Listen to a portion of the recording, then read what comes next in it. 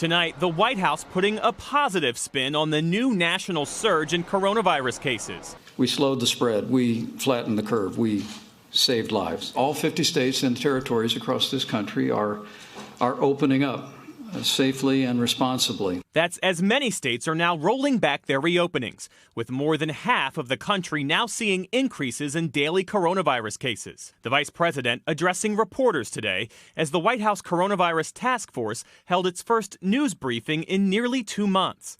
This time at the Department of Health and Human Services, not at the White House.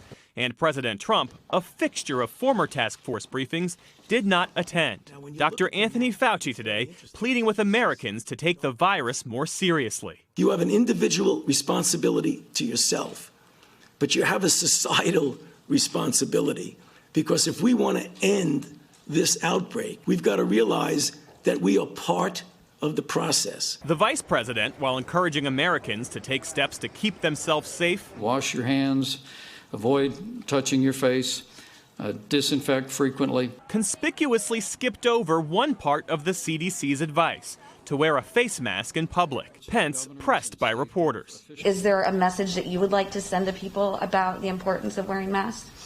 Well, we think that the first principle is that people ought to listen to their state and local authorities. The VP challenged for recent political events where Trump supporters did not wear masks or observe social distancing guidelines. On the campaign, it really does sound, though, like you're saying, do as we say, not as we do. So how can you say that the campaign is not part of the problem that Dr. Fauci laid out? Freedom of speech and the right to peaceably assemble is enshrined in the Constitution of the United States.